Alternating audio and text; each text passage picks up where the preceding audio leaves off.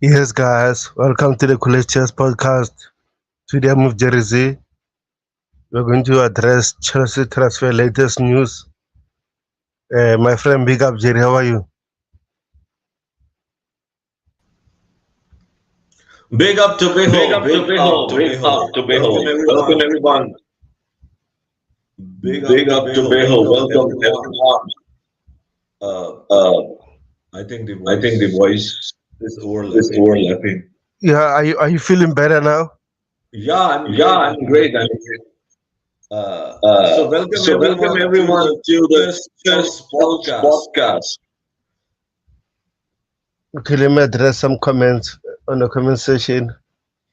First one is Dante always. Dante. Dante. Now Now Dante Dante is is, going to is join going me. to join me. How can you unmute? How can Because you I think unmute? it's Because I overlapping. think it's overlapping. I'm in mute. I always say unmute. Dante, now you have to join me in the journey, in my journey with Germany and France. Both are my teams. France is my country. I have a long history with France that people don't know. The team that I support is France, without a shadow of a doubt. People think Germany is my team. It's this time because of Julian Nagelsmann. I have I have been pushed through his greatness to also support Germany. So all I want is a Germany France semi-final, and then let the best team win. So welcome Dante, big up legend moneymakers on the panel. We are not selling Carney from my contacts. Everyone hit the like and subscribe. Do you want to do an Amazon documentary on the Chelsea new season? If yes, please email me at blah blah blah blah blah. I mean, okay, dot dot dot dot dot. So I can pass this on my contact inside the club. Look, rich money makers, if there's any way you can help Chelsea Football Club, is somehow to get rid of Enzo Maresca before he even begins. This is the best that we can have for Chelsea Football Club because we are going to the edge place with Enzo Maresca. Rich Moneymaker says we could earn 10 to 20 million doing Amazon documentary on the new Chelsea season. Yeah, you can give me 1 million. That will be enough for me for the rest of my life. Rich Moneymaker says, thanks for listening and I will keep everyone updated. Yes, sir. Absolutely, sir. Absolutely. 100%. 100%, sir. 100%. As we are getting warm for the show, it's a good break. JC, the legendary boss, JC says, Tobejo out. Tobejo out is the call of the day. JC, you didn't want the documentary. I believe and after to go to a meeting, guys, discuss more updates. I will back later and I'm sorting out my Twitter account as soon as possible. Everyone hit the like. Yes, guys, more likes, more and more and more likes. Tobejo, I'll just go out of the stream and come back in a minute. Okay, no problem, Jersey. Yes, guys, if you're new, please subscribe to the channel, hit the like button. I appreciate it. Road to 400 subscribers. So that would mean a lot for me. You know, big up rich money makers. And then we have Harrison here says, big up lads. We spoke on Chelsea a few times. Please tell me we will send offer to Bologna and Napoli for Victor Osimhen and Calafuri. That's a tough one, bro. That's a tough one. Let's see what the sporting directors will do and the owners. So as much as we want the players, I think we should listen to the sporting directors and the owners. Well, them know what to do, right? So we'll wait and see. Okay, let me Jersey again. Hello, Hello. Chelsea Football Club. The badge is on the chest. Is it on the chest of the sporting directors? Is it on the chest of the owners? Is it on the chest of Enzo Maresca? I highly doubt it. But it is on my chest. It is on the chest of Tobago and the audience that we have. We will fight till the end of our last breath to win the Premier League and the UEFA Champions League. This is the aim. This is my aim. Rich money makers, I want some sugar for the show.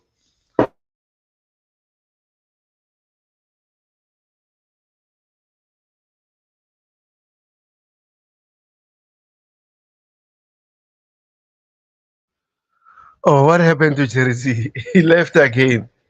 It seems like third ball is taking Jersey. Guys, are you audible? Am I audible? Let me know in the comment section.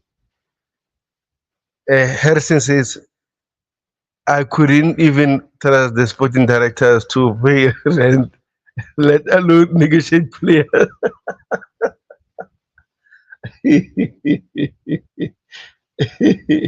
What a comment. What a comment. What happened? What happened? Maybe the night bot kicked me out, I think. So Welcome. Harrison, please Harrison, subscribe to the please. channel. Coolest Chelsea podcast, the fastest growing podcast in the Chelsea community. You know, a lot of hard work is being done. Tobeho is, uh, I have not seen in the entire industry, in Chelsea at least, in the Chelsea community, anyone who is so good in identifying talent from most of the European leagues, which we have not even heard of. I mean, the place which we have not even seen or heard of, Tobiho would identify, and 95% of the times they would be accurate, right? For the managers as well. Like he has an amazing. I don't know how he can watch all the games with his busy schedule, and then he can and he let us know about the players. You know, so many players we don't know, and he tell like, look at this player. You know, look at this manager. When they are not known, and it's fascinating if you go to his Twitter profile, if you go to his channel, if the history, you will be fascinated. Like, I mean, this guy is amazing. I have to say that this guy is so special, and that is why I am here at the Coolest Chels podcast.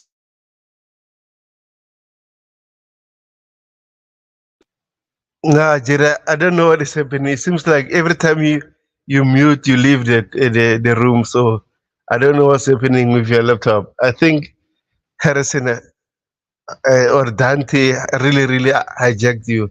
I don't know what is happening, Jerry. Come back here. Come back here. So, guys, the first topic we're going to address is the new signing that we announced yesterday, which is uh, Kiernan Dewsbury-Hall. So let me know what is your thoughts about that signing. He came back again.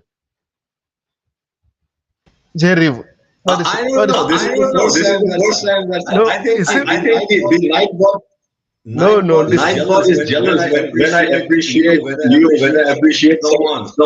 Nightbot is So jealous. So no. perhaps it could be some technical issue. some I don't know. technical issue. I don't know. It seems like every time you mute yourself, you leave the show. So be careful what you are pressing there. Try to Okay. mute again. Okay, Let's see. I Let's see. Let's I see. believe Try it's to. I believe it's some technical issue. But some anyways, technical it issue. should But be fine. anyways, it should be fine. Okay, no problem. Can you address the new Chelsea signing that was announced yesterday? Also, after addressing that, you let me know what is your thought about the new signing we signed from Leicester City.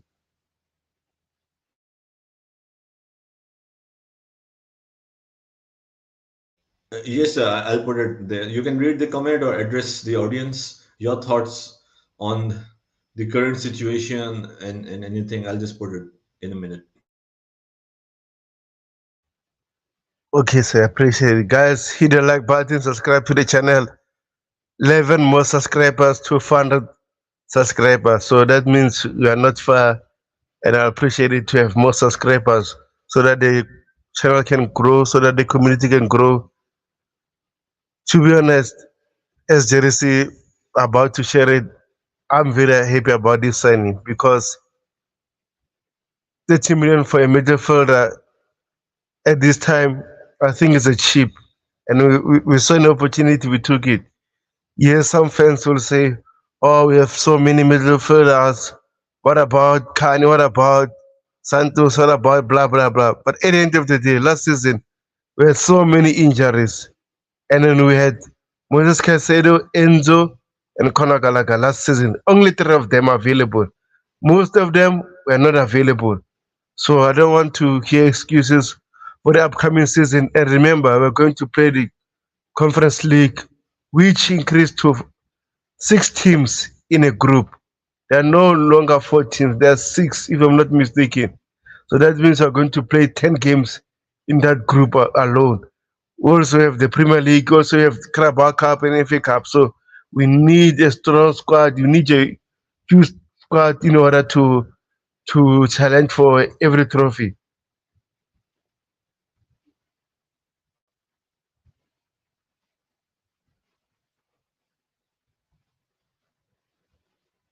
Jerry, go ahead.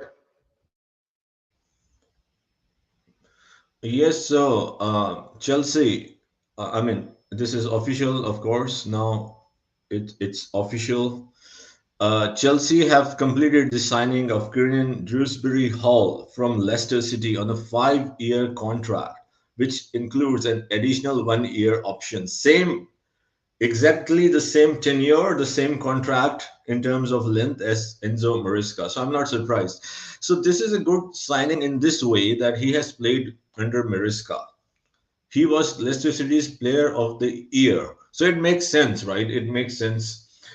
Big up DJ, big up Lord DJ, big up Tobeho. Hope you're keeping well. Big up to the chat. Thank you, DJ. I've sent the link. Only if you have time, you are most welcome, sir. Um,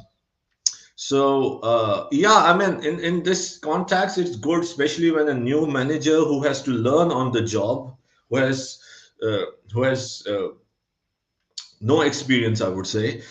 For him, it's very important to have someone who has played, not only played under him, like, but for the entire season, someone who knows his ideas, someone who can, be kind of a leader in the locker room, or if anything, like, if there's a complex situation in the training, any kind of communication, any help in the direction, it will be good. It will be good. So it's important. Similarly, like Lisandro Martinez, I can see the example.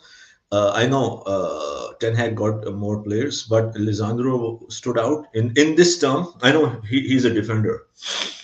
I'm saying that he played with him, I mean, under Ten Hag at Ajax, and he recruited him straight away. And so he is the leader already, Lisandro Martinez, and he has played a very key role in the training, in the discussion. So in that way, I think it's a good signing. As far as the player goes, yes, I mean, it took him time. He's at Leicester for years, but it took him time to be a regular at Leicester City, right? So last season, as I said, player of the season for Leicester, 12 goals for 14 assists. Still, we have to see. So, but as I defined the situation, or in what way he can fit in, right? Being a part of Enzo Maresca's system, his team, so he can play a very key role in the dressing room, in the training, in assisting, helping his teammates wherever they can. He can, to identify key areas. So his role, more than a player, I'm not saying that he won't be a good player. I don't know about that. Is all the different things that can be done behind the scenes. So it ticks a lot of boxes. So as I said, and I also believe, if I'm the manager, I would need someone, at least a player, who I have ideally, trained, I mean, coached, who has been a part of me, who I think of that player highly, can depend on him. So it sets up, if anything, it facilitates, the organization, the structure, as I said, the training, and the culture. So good signing, I would say. Yeah, Jerry, I appreciate it. Big up to Jay. Also, big up to Infinity. Say big up to the legend. So I appreciate it. Big Also, up, big up. Big up, Indefinite. indefinite. We will We start our will start show our soon show on the soon on weekend. the weekend. and also we have D- Dino K. It says, "Let's grow together." Subscribe to my channel, guys. I appreciate it. Yeah, bro. I'll subscribe to the channel as soon as I'm done. Also, we have Siaka here. Says, Hello, my dear friend, all the Chelsea fans." Yeah, big up, Siaka. I hope you're good, my friend. Also, guys, we have 16 people are watching here. So, okay, Jerry, can you please kindly mute? Okay, yeah, I appreciate it. Jay, are we okay now? So, also, if you're new, please subscribe to the channel. I'll appreciate it. Yeah, Jersey, you make sense, right? This is a good signing because uh, Kiernan last season was a Champions League one of the best players. I think he won a players of the season award. Also, he won a player of the season award at Leicester City. That shows he was doing well last season. But overall, I think his age is good because he's 25. He's matured now. That means he knows uh, expectation to do well. I remember last season when Leicester City were relegated, he was one of the players saying that I'm going to do all my best to promote Leicester City to come back to the Premier League, and he achieved that his goal. So overall, I'm happy that we signed him. And the reports are saying that this deal got nothing to do with Enzo Maresca. We don't know whether it's true or not, but at the same time, I think this will help Enzo Maresca very well because he knows the player very well. He knows Enzo Maresca's system. That means he won't take time to adapt to the system, and also he can players information how Enzo Maresca like to do his tactical things. So I think it's a good appointment. And something you mentioned about Eric Ten Hag with Lorando Martinez. I remember with Sarri when he came to Chelsea, he wanted Jorginho because Jorginho was his best player at Napoli. And then you saw the difference with Jorginho. So overall, I'm happy with the signing and I hope he be successful at Chelsea. So let's read some more news. And guys, if you're new, please subscribe to the channel. Let us know what is your thoughts about the new signing at Chelsea. Where do you think he fit in? What is your overall thoughts about him? And also, what is your expectation for the new player? Because we need to give these players expectations.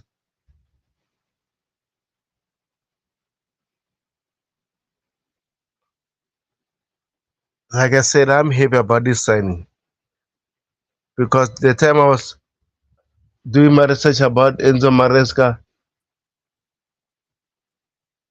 I saw this player more and more and more and doing well.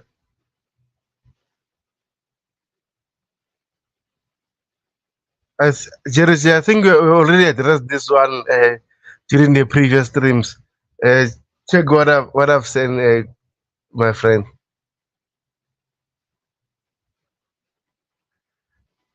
Like the what I said was about uh, him talking about why he sent for Chelsea, also telling us about Enzo Maresca and stuff.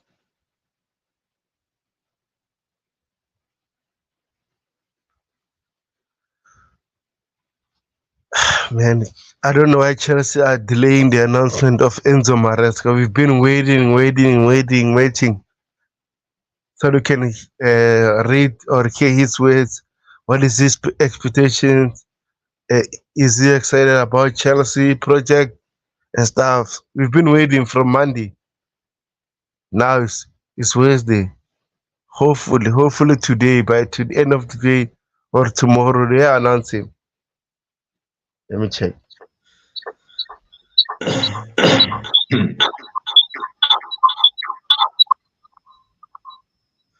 You know what I'm You know what hoping? I'm hoping? Okay, go ahead. I'm I'm I'm hoping that somehow when once it's announced, we find out that it's Ruben Amorim. That's what I'm hoping for. It's not Enzo Maresca, but it's Ruben Amorim. That's the best thing that can happen at this time. So there are top Premier League clubs interested in Chelsea defender, my favorite, Ben Chilwell. What a player! What a magnificent left back! As good as it gets, Ben Chilwell. Tobeho, go ahead. Yeah, Jerry, after the show, we are going to fight because I've asked you to do something you didn't, but it's fine. In terms of Ben Chilwell, right? I said it even on Coachilla's stream today. I don't think Ben Chilwell really fit into Enzo Maresca's system because Enzo Maresca like to play with inverted fullbacks. Also, he might use his left back as a centre back sometimes. So, do you think Ben Chilwell can do that role? I don't think so.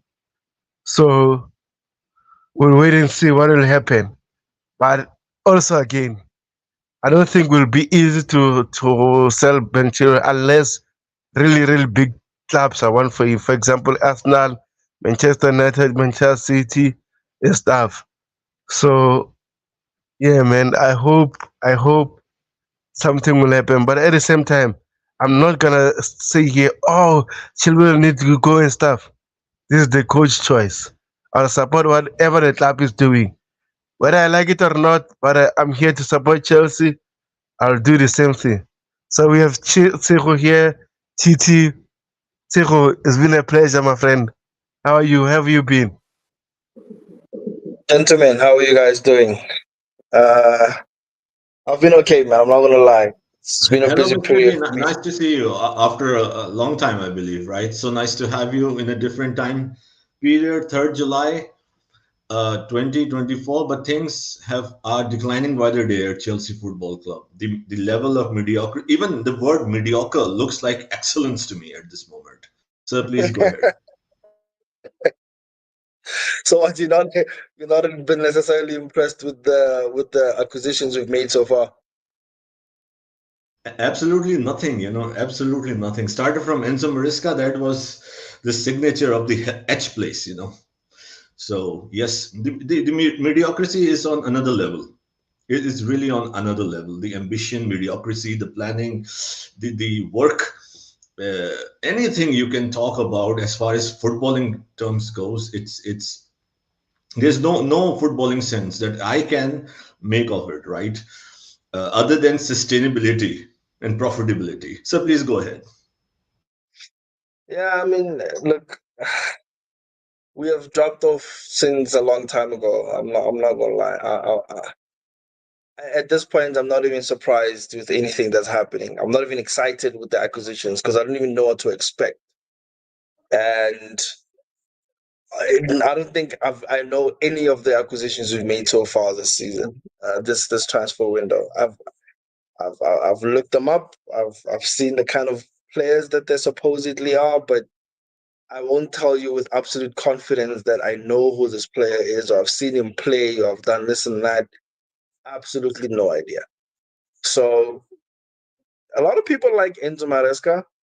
I still don't know who he is. I've been so busy lately. I've never really had the time for looking into football, but I've been following the news of transfers with regards to other clubs as well as our own, all of that jazz. But in terms of the actual standard that we were used to initially relative to what we are on now, I'm inclined to agree. It has declined very much so. It's not even a joke. It is not the same.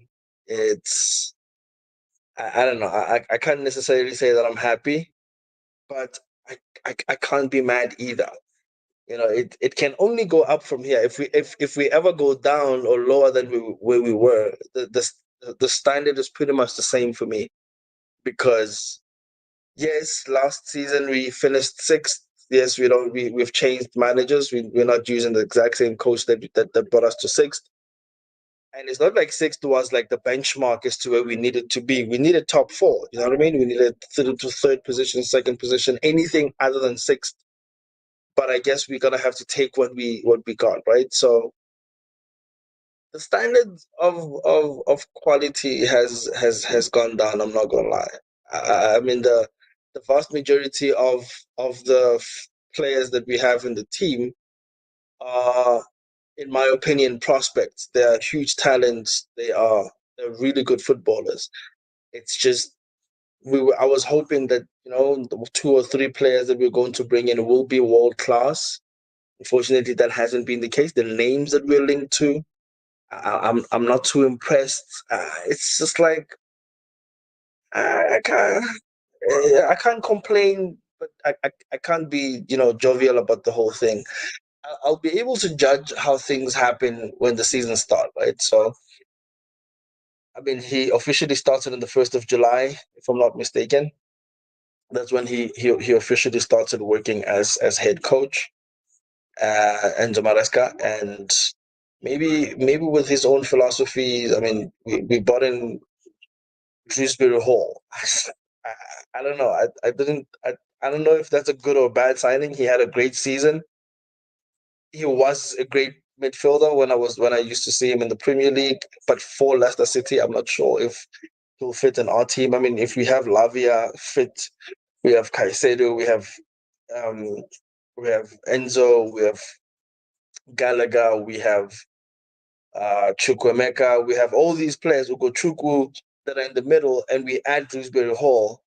It just makes me wonder who it is that we're going to, sell at the end of the transfer window for us to fit Dewsbury-Hall, because clearly Enzo likes this player, and hence it was maybe his suggestion for us to go for him. Even his price tag wasn't bad, so can't really be mad at that. But I'm not going to say that I have been impressed at all. It's been quite underwhelming, to be honest. The news that I'm seeing of the club have not necessarily been all that impressive, but I mean, I can't be too harsh on it. The standards have been low for a very long time. This comes expected, to be honest with you, for me anyway. Yeah, so just to add to that, right? All I can say that not all the time, but most of the time, we've been signing top talented players, let's say world class players, but at the same time, did they wake up at Chelsea? For example, Morata, Torres, Lukaku. Even we had João Felix on loan from Atletico Madrid. What did he do? Nothing, right? So I'm not saying that we should not sign world class players. All I'm saying that we should sign players that will fit into how we play. But at the same time, if you look many mistakes that we did at Chelsea, we brought some big name players, but they did nothing at Chelsea. So I'd rather wait for the unknown. Let's see what they'll offer us at Chelsea.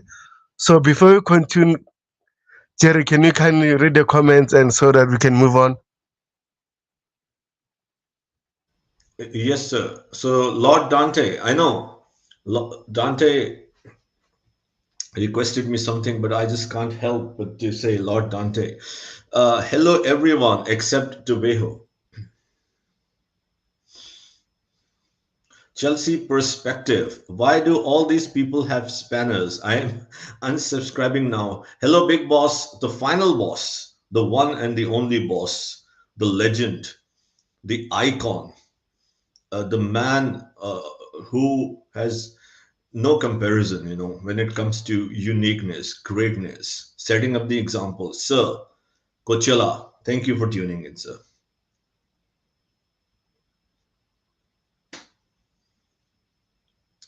Dante! Dante! Now Dante is with Germany. Dante is now with me supporting Germany. Go away, says final boss Coachella. Siaka from South Africa. There is a myth, I believe, what he says, that Chelsea FC can't get a proper number 9, which I think it's not true. We already have a proper number 9. We already have an 18-year-old sensational and yes, a very promising player who is a proper number 9. Gu or Gui. I'm still trying to correct my pronunciation. Is a spanner coach. Not Gu. Dante says the Tobejo Eco is his trademark. Tobejo, you're under spotlight. Jerry Minerals, yes sir. This is the new angle that I have taken. Jerry Minerals, going to be highly critical until proven otherwise. The quest for the Premier League and Champions League is on. Until we win the Premier League or the Champions League, the criticism will only grow. Big up Govan, legendary GFC Govan in the house. I hope things are good uh, at your end, and I know you had a hectic day yesterday. So thank you for tuning in. Big up everyone in the chat, and everyone pray for all the Jamaicans in Jamaica. I think there's a very dangerous hurricane that has already perhaps hit or is expected to hit, which can be deadly, so let's hope things would settle there. It's uh, very you can say fragile 24 hours in Jamaica with the hurricane. Indefinite says we are even bringing in more kids. Who is ready for a gasowa? More likes, people, more likes. Absolutely. So Mr. T. Oh, sorry. There are more. That's great. Keep them coming. Siaka says, I didn't spell you properly. Coachella, how's that? Jay, the talented Jay from India says, Taurus disrespect will not be tolerated. Indefinite says, wouldn't have our first without Taurus to be fair. Yes, that's an interesting point. Jay, at least put your boy in a CFC shirt. Siaka says, I wish I could see your face. I could see you face to face, Dante, one day. I have noticed that you really like me. Wow. It's going to the H place, right? It's going to the H place. So, TT, Mr. T, we all appreciate Yes, your sir. time. It's amazing always to do the show with you. So, our new signing Hall, he says, we are Chelsea Football Club. The squad is full of talent and has a lot of potential. I repeat, and this is where I have a problem. The squad is full of talent, and has a lot of potential. So I know that if it is nurtured right, then we can be really dangerous. I repeat that if it is nurtured right, then we can be really dangerous. A squad full of potential, just the potential, with some very good players, need to be nurtured. Mr. T need to be nurtured by someone who will be learning on the job. Please go ahead. You know what? I can already tell you really don't like this guy. This Enzo guy, you really don't like this guy, and for good reason, because I mean, who is he? Number one, right? He's also still learning. I mean, I understand that his first full season as a head coach, he managed to win a trophy, which is great. Um, I guess it speaks to his mentality. It speaks to his drive. It speaks to his passion, his desire to win. And he went and he won. At the very least, we can go and say that he is a winner, but not necessarily at this level. Right? So this is obviously going to be a very big challenge for him. He might come across some pushback, specifically from players, especially the players that would not necessarily fit into his system. Maybe not everybody will want to kind of will be able to gel with his system, and not only that, the real question is whether or not they'll be willing to even follow his instructions or follow the way that he likes to play, which is a big question, right? But I have a little bit of hope. I'm very hopeful. I've been hopeful even in the last season when Dewuho was not happy with Pochettino, up until the very end when you even yourself turned on Pochettino. I've been hopeful a lot with this team, with this club, because I'm so passionate about it. I love this team. I love this club. I love everything about it. I mean, I was introduced into it when I think the first time, actually, around the time when I really started watching Premier League football, or Chelsea rather, was around the 06-07 season. And that was around the time when Stamford Bridge was an absolute fortress. We just never lost at Stamford Bridge between that period. And for me, it was the kind of, cornerstone of Chelsea's success, is the fact that whenever we were playing at Stamford Bridge in a little small Nyana ground compared to all the other big stadiums, I would feel that bit of confidence to say that, yes, this is a definite win, or at the very least, we're going to get a point out of this. We would never lose. A lot of that has changed in recent years, particularly in recent months. We haven't really been anything great, even at home. It hasn't been great. So I would like to see that kind of dominance back. I would love to see that in the team. I would love to see uh, that bit of I mean, the Chelsea identity, man, the winning mentality, the fact that we never give up. We showed that in the last quarter of the season last season, but a lot of that was due to the fact that we were conceding stupid goals and unnecessary mistakes and all this other jazz, and I just wasn't happy. So I'm still hopeful that things work out. And I mean, looking at the coach himself, I looked him up for a bit, and I was able to discern that he's got a pretty good head on his shoulders. I hope the owners did not make a mistake. And yeah, we still don't have a squad of fully experienced players. But when you really think about it, or rather when you look at it from a different view, even the players that we had last season that played decently or decent or a little bit better, they are now in internationals. We've got Enzo, we've got Caicedo, who are both playing internationals. Gallagher, we've got Palmer playing internationals. We've got all these players that are playing internationals, and we have all these other young, talented prospects that are coming from South America, with Paez and Willian and Esteban, which are fantastic kind of players to look forward to, right? But they're all young, man. And I agree with Indefinite. Potential FC, Great Valley FC, Cluster Process FC, Kindergarten FC, Ringling Bros FC. I mean, no such experience, no such, you know what I mean? It's all a bit just, we're expected to understand, and we're expected to be patient. We're expected to be to trust the process. We are expected to do all of these things. We've been trusting the process for what? This is now the third, fourth season now. Come on, how much longer is this going to be a process? And we don't want that anymore. We want to win. We want to wear the shirt with pride. I won't say that I didn't wear the shirt with pride before.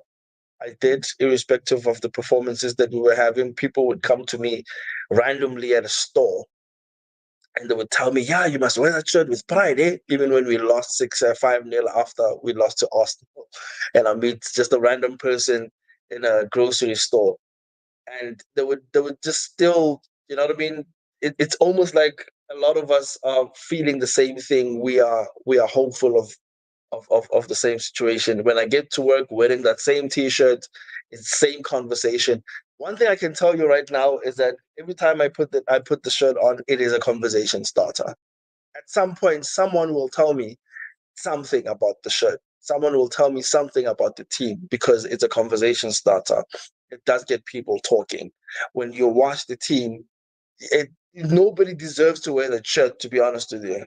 No fan deserves to wear it, but because of how much passionate we are for the club and how much we actually love this team, it's kind of hard not to. When I see that shirt, I just want to put it on all the time. I don't have it now. I haven't worn it since the season ended. I don't even know where it is, to be honest with you. I need to go looking. But oh, Smack, you guys are so much better than I am. I didn't realize that you were wearing the shirt as well. That's a very cool shirt. That golf shirt is very nice. But yeah, anyway, it's just one of those things, man. I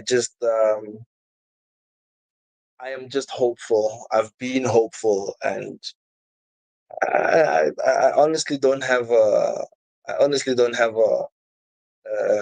stern stance as to where we are at and whether or not I have the absolute faith that we will get to where we want to be. It's just we just gotta go with the flow. Playing in the system will come down to a clinical midfielder that which we don't really have besides Nkunku. I mean, we have plenty good midfielders, if I'm gonna be honest, but it's just whether or not this is gonna work. But we'll see. I'm quite hopeful. I very much am. Tobeo, can you go back so we can read all the messages? So many people are Okay, no problem. tuning in. So many of the viewers are tuning in at midnight and very early morning. So let's read the comments. I think go back. There are a few that we didn't read. We put on the screen, but let's read them because they are adding to the conversation.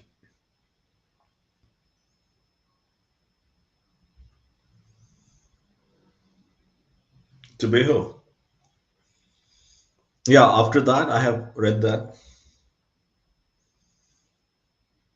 Yeah, it's done. It was done. Yeah, it was done as well. Yeah, that was done as well. You forgot Tobeho. Okay, maybe I can read from here. So Dante says, because it was not done, it's not because it's addressed to me. Oh no, the original Jerry is back. Yes, the original Jerry is back. I have vowed to myself and the people who look up to me that I will never ever accept mediocrity again. Indefinite says, yeah, for real, Jay, what is this? Oops, indefinite. We are going to the H place. Profile picture. So Jay and Indefinite having a steamy conversation. Siaka says, I wish I could see. Yeah, I've read that. Tobeho, you're forgetting it, mate. Just showing all old messages. Go ahead.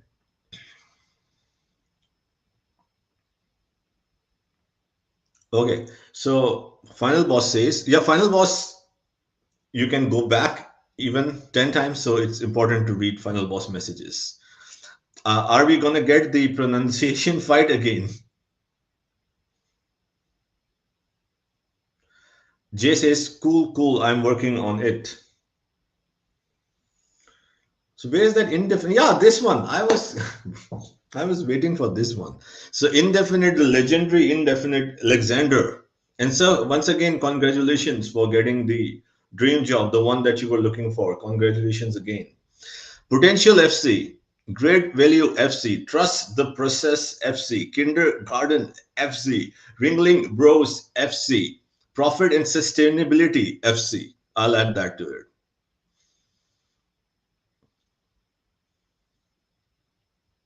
Marky G Works Coach.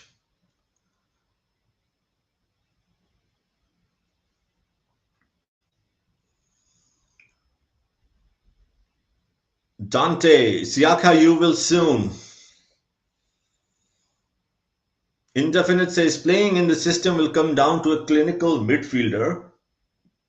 That which we don't really have besides Nkunku. I also think Mariska will put Nkunku as a left wing. Left wing. I disagree. Please go ahead, Tobeho. Please go ahead. why would we play Nkunku as a left winger? Because normally Nkunku plays as a false nine or number 10, but during this system, I think he'll play him more as a midfielder. But at the same time, we'll wait and see. For now, it's a, it's uncalled because we don't know what will happen. So let's wait and see. I would rather use Mudrik there or Sterling. I know I don't like Sterling, but I'd rather use one of them because at the same time they'll fit into Enzo Maresca's system. Enzo likes a winger that can dribble past players one on one mentioned. So I don't think Gungu is that type of a player. So I see him used as a false nine or more as a number 10, a slight eight. So we'll wait and see. So can you continue, Jerry, or you want to say something? No, no, no. Yeah, I mean, I don't see for now, yes, because as you said, number nine, number 10, or the, as a right wing, what he has played with RB Leipzig, So I don't know. I mean, these are pretty crazy times. A lot of coaches do innovate a lot. But I don't see with Modric there, and perhaps Nico Jackson, if he stays here, should play there, in my opinion. So uh, I'm sure that Indefinite had some point. I mean, he had some point. Maybe he can elaborate. Dante says, "To Beho, to Beho. Why run away when reading out my comments? I'm in To a stream Beho, now. to Beho. Still You wanted must to be. answer, Captain Dante. Dante is the captain of all the channels. He has the He has right the right to. to. He has the He has no. the Honestly, no. he's Honestly, he's not only he's the not captain only of the captain Chelsea. of. Can you mute for a second? He's not only the captain of Chelsea perspective. He's the captain of all the community, all the Chelsea channels. Please address Captain Dante right here to Beho. You know why I've run away? His first comment, he says, "Hello, everyone," excluding Teboho. So that means I should run away because I'll get in trouble. So, Lord Dante, it's okay. I'll run away for now.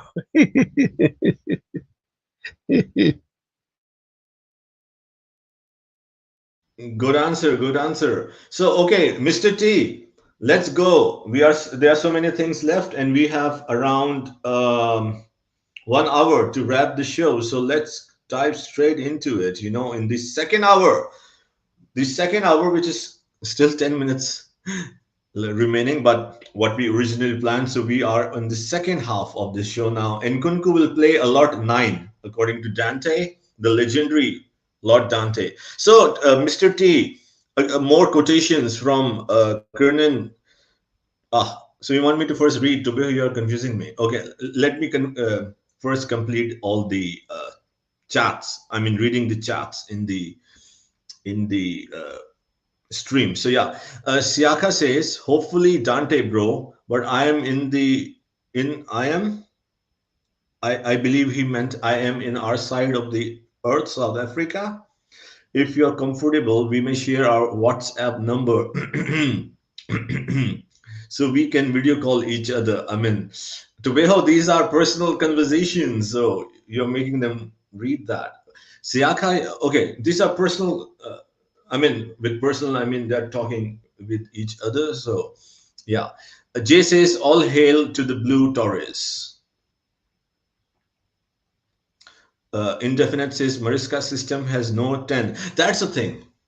But let's see what he will do, what Mariska will do if he is appointed. I'm still hoping that the reason he's not appointed, it's somehow the owners, sporting directors have realized that we are going to the H place, and in a day or two, or maybe during this show, we will say, here it is, our new gaffer, Ruben Amorim. Anyways, so Mariska system has number 10. I mean, has no 10. It's 2 8s and a 6 in a 4-3-3. I think playing from the back is dangerous. Playing from the back, in my opinion, is what almost everyone is doing. So in that context, I think it's the part of the modern football. I can understand what you mean, but it's dangerous. And Kunku left wing because Mariska will not be able to rely on Mudrich or Sterling. Plus, Nkunku is poor defensively. Okay, interesting.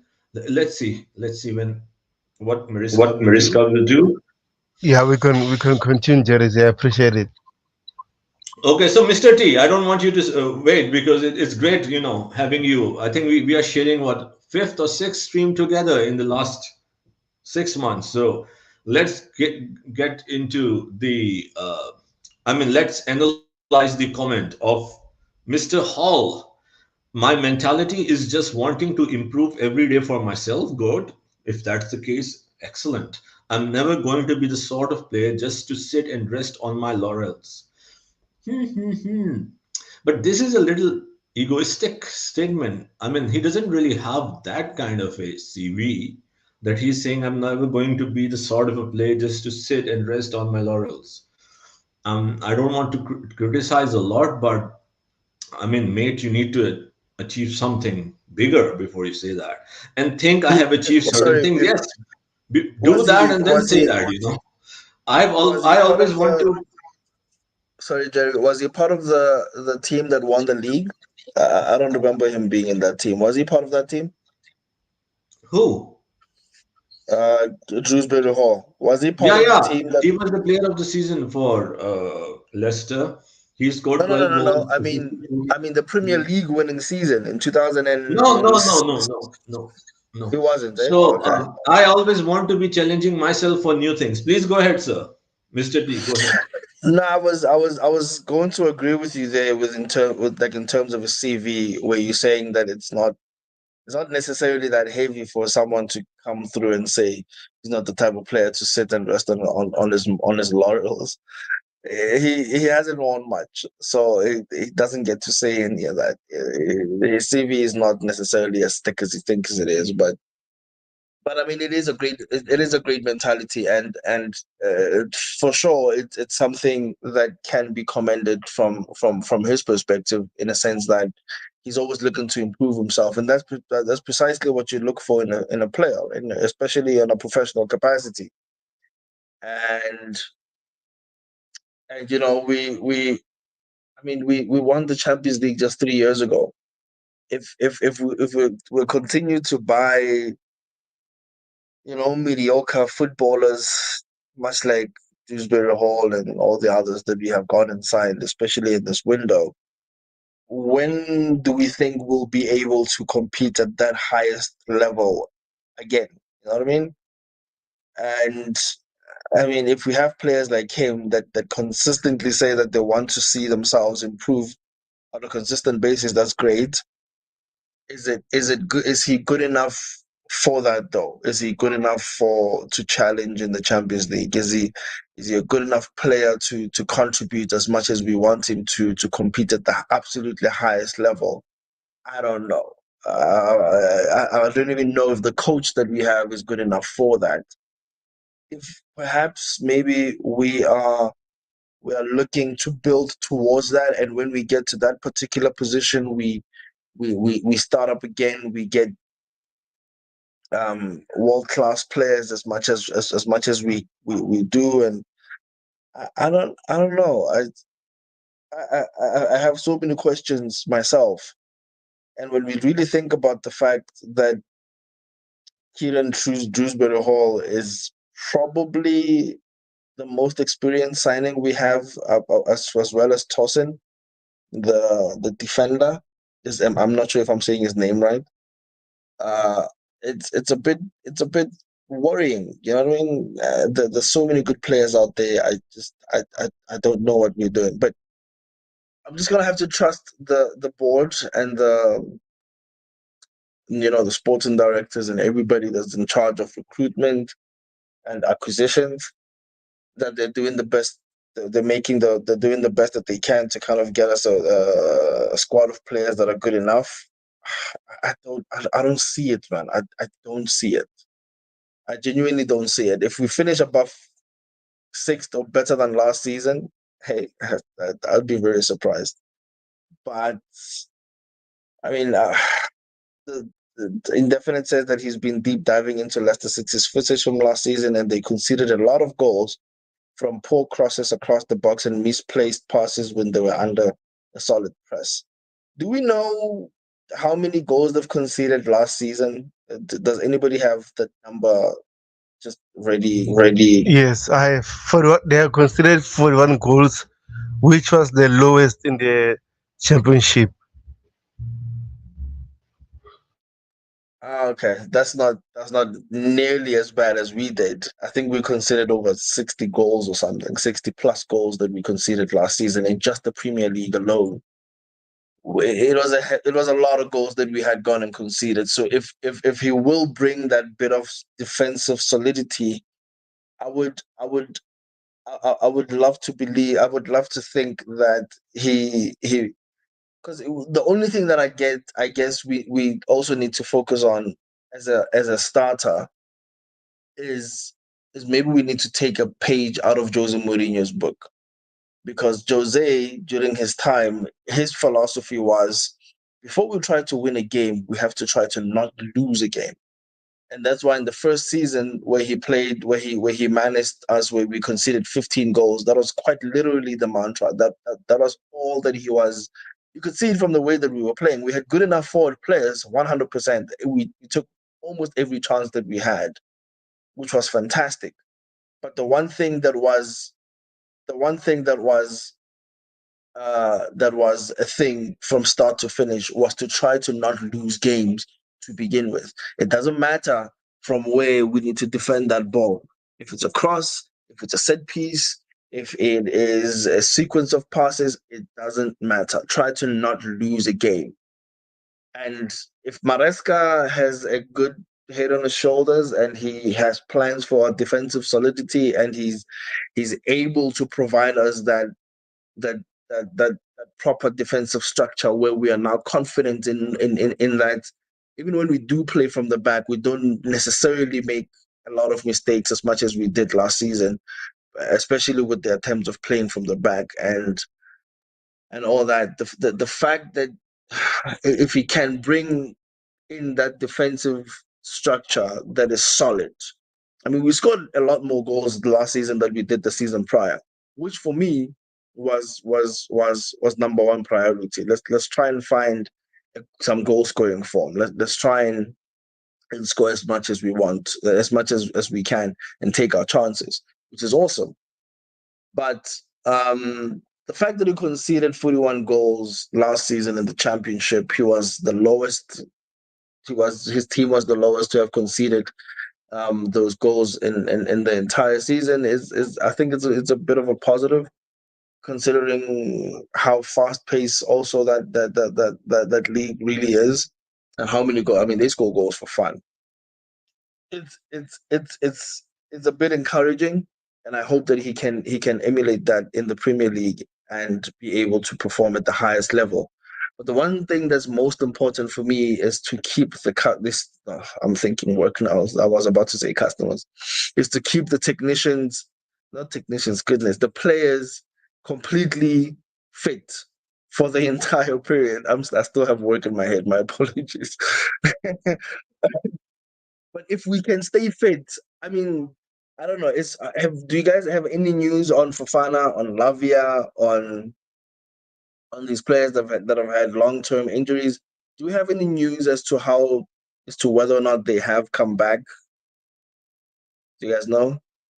Yeah, in terms of Fofana, he reported on his Instagram that he's coming back soon. So I think maybe from next week he might be back, and also he might travel to America for the preseason tour. With Lavi, I'm not sure yet, but I've been seeing his pictures, videos, training, doing individual training. So I'm not sure when he will come back. But with Fofana, I think will be available for the preseason, because last season he didn't even play any game. So I think that was good for him just to recover, no games, focus on himself to be fit. And I hope next season he be fit, because if Wesley Fofana be 100% fit or play most of our game next season, I'm happy.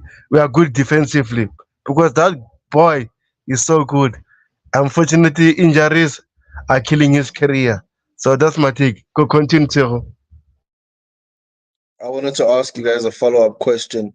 If, for instance, he does stay fit, what is your ideal midfield and defensive lineup that we should be going with this next season?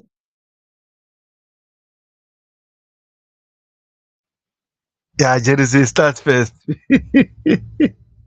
Okay. With the players we have, right? I cannot speculate who will come from today up till 31st August. We still have 31 plus what, 28, right? We still have 48 remaining days. Sorry, 58 remaining days for the transfer to conclude. So right now, Petrovic, not Sanchez, Petrovic in goal. Apparently, there is a news that Enzo Maresca has a fetish for Roberto Sanchez because of his goatee. He prefers he's thinking to start him. Did you really just say fetish? Yeah, I did say that. Um, so that's the only thing I can think of because there is no footballing sense at this moment. So the goatee, or perhaps his way of dressing with loose clothes, is something he is it's tempting him to start Sanchez. So anyway, so let's get serious in a non-serious world of Chelsea Football Club. Petrovic, goalkeeper, back four, Kukurea, left left back. Uh, Fofana and Koval, ideally, if it could be possible, the central defenders. Levi Koval, we always forget him. He played as a left back, but I think he's a brilliant player. The one player that I am really looking forward to is Levi Koval. I think he really has a lot of, you know, but serious potential to grow. And Reece James, again, I'm not going to talk if he'll be fit or not, if you understand, given that he's fit, right? Reece James, of course, is a right back. I would Yeah. play 4-2-3-1. I would play 4-2-3-1 as opposed to the reports that are coming 4-3-3.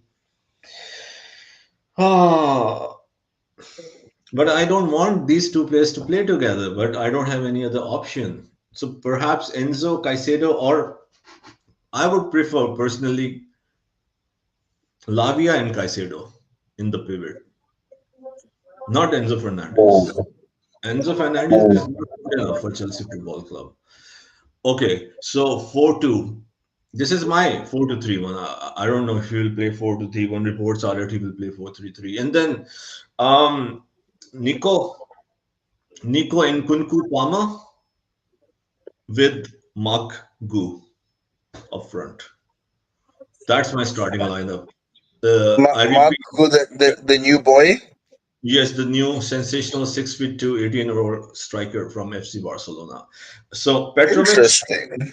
Petrovic in goal. The back four is Kukurea, Levi Koval, Fofana, and our captain Reece James. The pivot is in for me, if they are fit, Caicedo and Koval, Caicedo and Lavia, and the front four is uh, I say, yeah, Nico Jackson and Kunku, Cole Palmer, and the new kid on the block, Marku.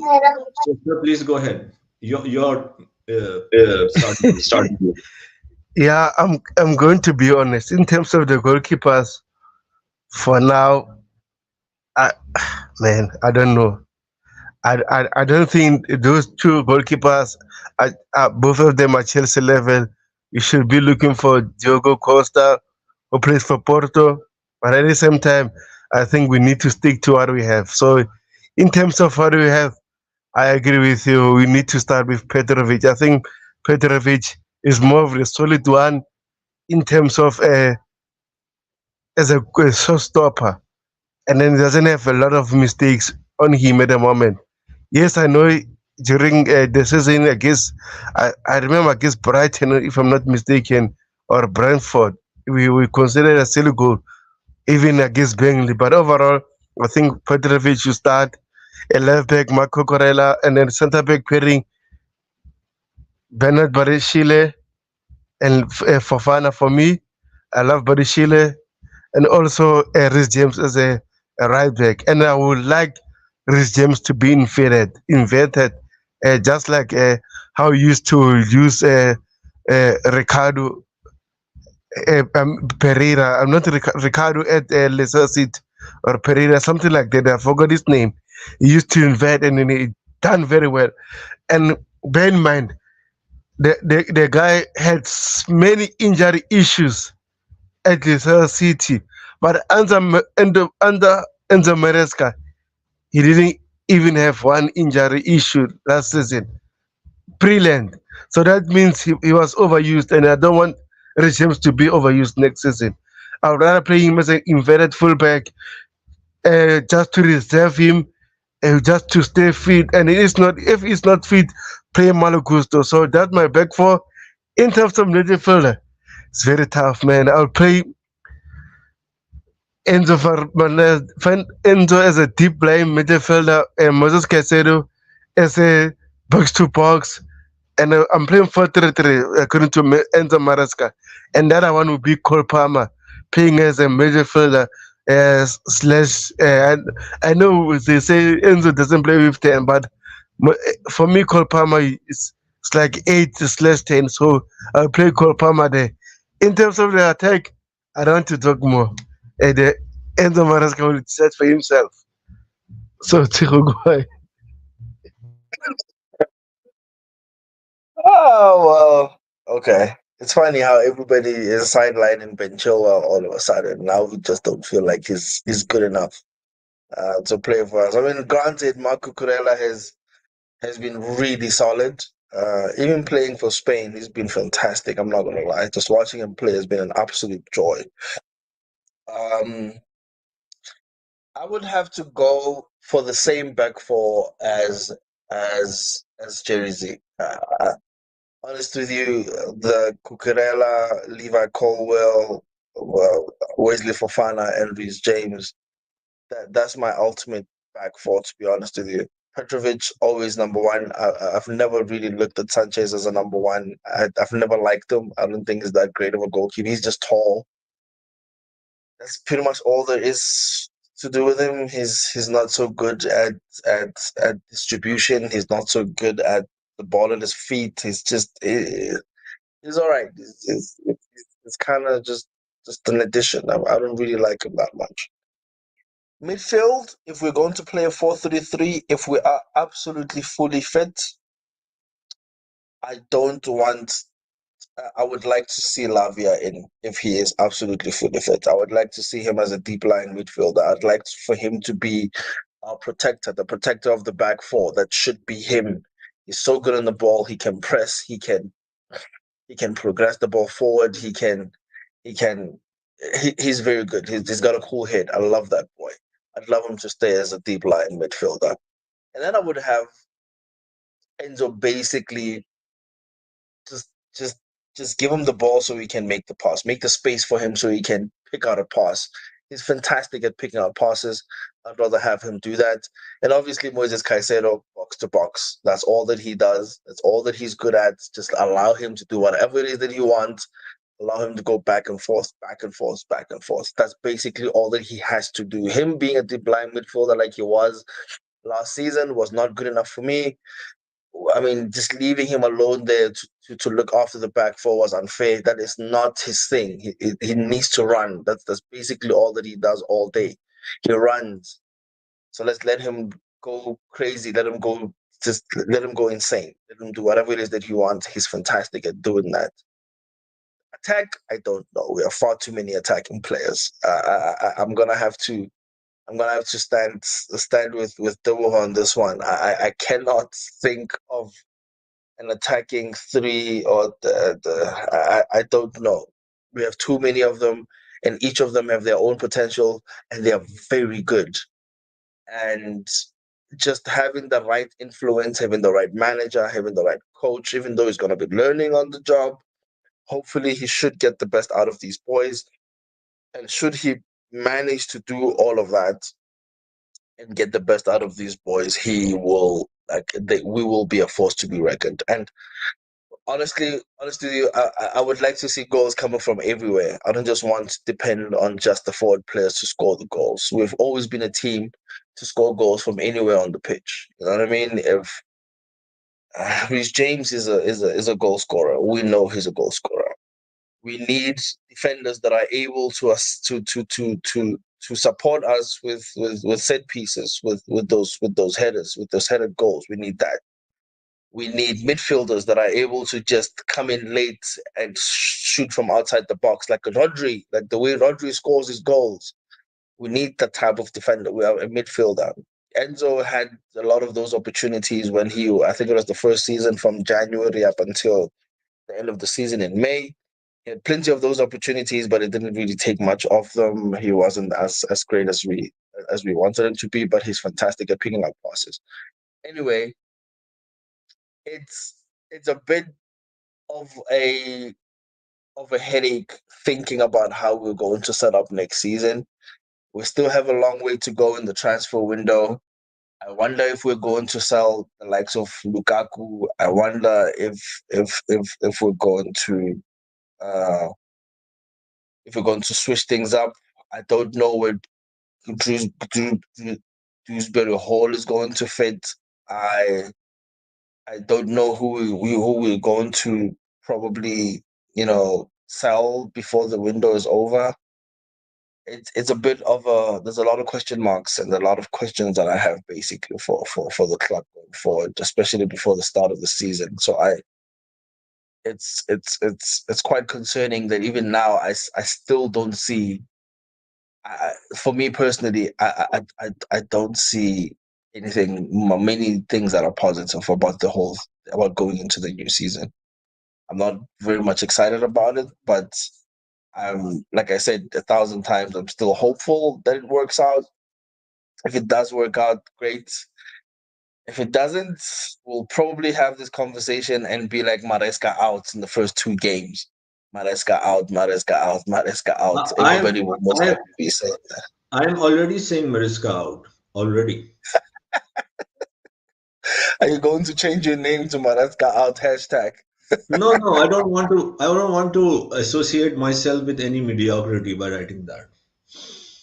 Yeah, I mean, if you're already Maresca out as is, and he hasn't even started, he's like 3 days on the job now, and you're already like Well, Maresca out. 22 years of football experience I've put on the line. So I don't see any. Yeah, he can finish in the top four. Maybe he can win a cup. If you talk about Premier League and Champions League, sorry, I'm not saying impossible, but maybe a 4.5% chance to win the Premier League and Champions League in 5 years. Not even talking about the first year. 5 long years. If I can see that, what are the owners and the board doing, what are they doing if from 2024 as we speak till 2029, if I can see that he won't win the Premier League and the Champions League? So just imagine, it's a waste of time, honestly. It really is a waste of time. Yes, he might be a new Arsene Wenger of Chelsea, finishing top four. And because, as you said, that there is an expectation we can improve. So what the owners did was go to with all the mess. I mean, they didn't want, of course, I'm not going to say that they wanted to finish bad, but with the mess they created, we finished 12th. And we struggled so much that anything, as you said, and I agree with you, Mr. T, from 6th to 5th will be a blessing. Wow, everyone will be excited, from 5th to 4th. So finishing every year Champions League we might become a new norm for Chelsea Football Club. We laughed at Arsenal. We made fun of them that it's just top four. A legendary, I would say, coach like Arsene Wenger. I have to respect him, right? Always the professionals. He was a top four. He was known for a top four guy. That's it. After his initial spell with Arsenal, and his last 10, 12, 13 years, a top four, top four, top four. Top four, top four. That's it. Top four. And we would say it's just nothing. Just win some FA Cup here and there. So this is all I'm seeing with Enzo Maresca. And that would be also, something that won't be easy to finish, at least in the next season, the top four. Maybe in the following year, yes. So I don't see anything else. And then I mean, most of the people forget that it's not that Enzo Maresca or this Chelsea team, this squad has to improve. We have to improve and match Manchester City, Arsenal, Liverpool. Yes, they changed the coach. They also have a new coach, Slot. There could be question marks on him as well. but he's not that new, right? But okay. But the team is well integrated of Liverpool, very well rehearsed, integrated, and the academy and the young players that have come up the ranks. It's a very, very natural, you can say, progress, integration, development. So Klopp has left Liverpool in great hands. People think that okay, Liverpool might struggle. Maybe it could be a turbulent period, but Liverpool will be there. Manchester United, as much as we can make fun of Ten Hag, I think a good coach. I won't say an amazing coach. Yes, but a very experienced coach did wonders at Ajax. Had a very horrible season. Still won two cups. Will be there for the third season. So there will be continuity if you see the point. A good coach like Ten Hag, third season with the full backing of the fans. And the Manchester United squad also did not change over time. Yes, their recruitment is nothing to be proud of, but they have a good, you can say, balance of experience and youth. As I was saying, that players like Garnacho, Lisandro Martinez, and others, they are so young.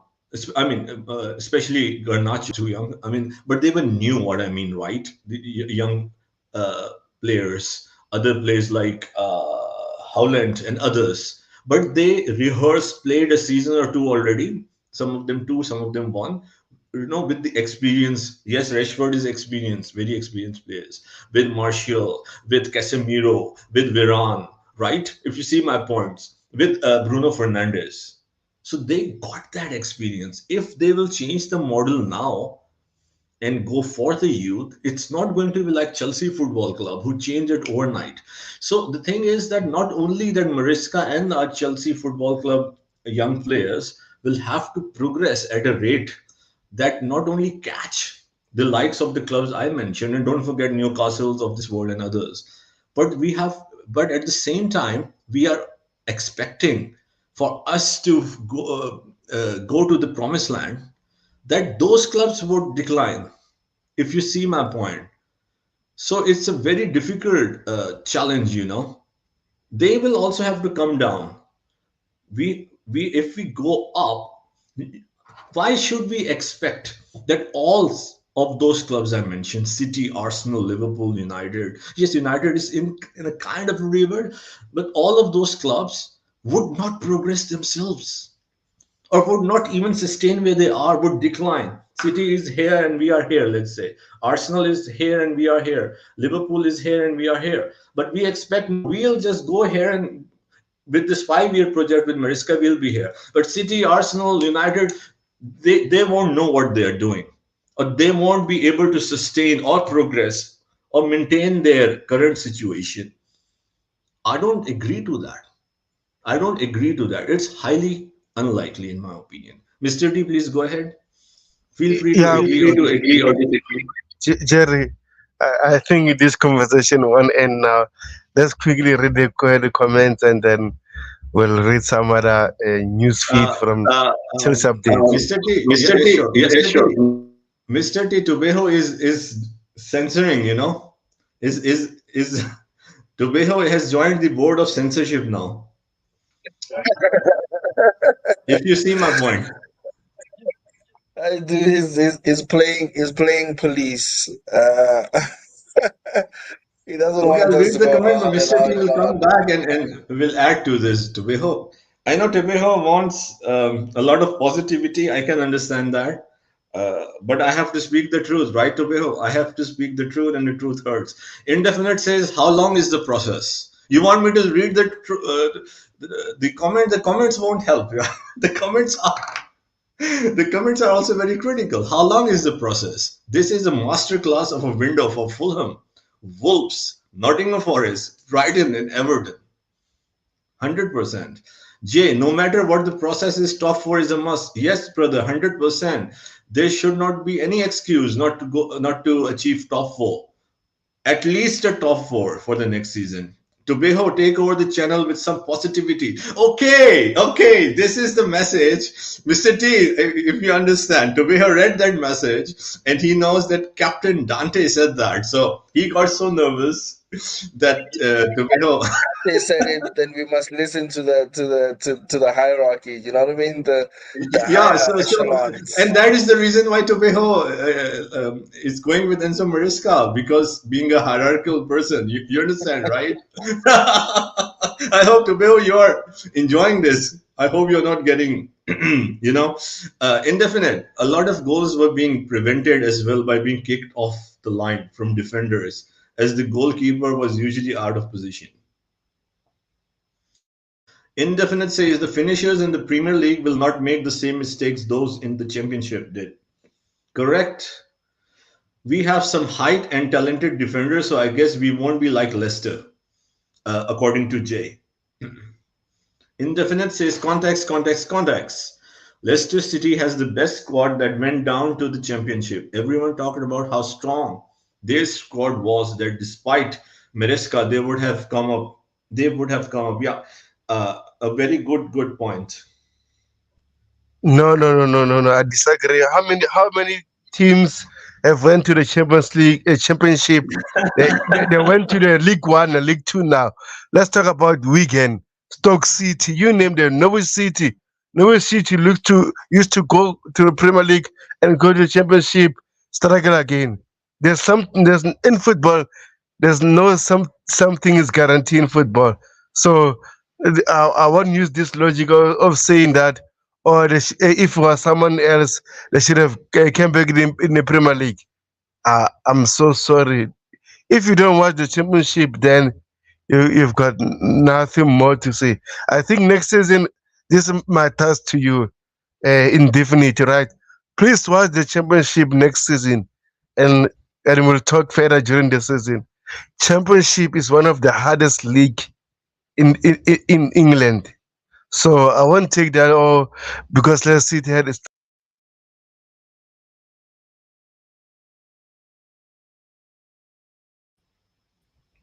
Tobeho. Tobeho. Yeah, can you hear me now? Yeah, the Yeah, Nightbot, the Nightbot, Nightbot, Nightbot don't appreciate. toxic positivity.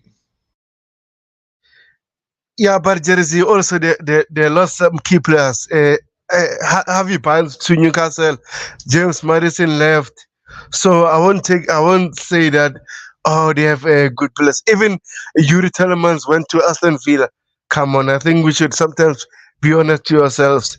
As much as we don't like this new coach, but you can say, if it was another coach, they should have come back straight to the Premier League.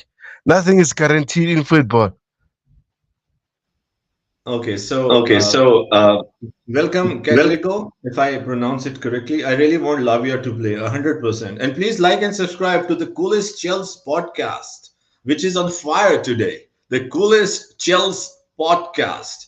Siaka says, I understand no private calls, Dante, my bro. So they are still talking about exchanging the numbers. It's difficult to get Captain Dante's number. Dante says Mariska changed Leicester's style system, made them better, also having less technical players. He won't have that problem at Chelsea Football Club, according to Dante.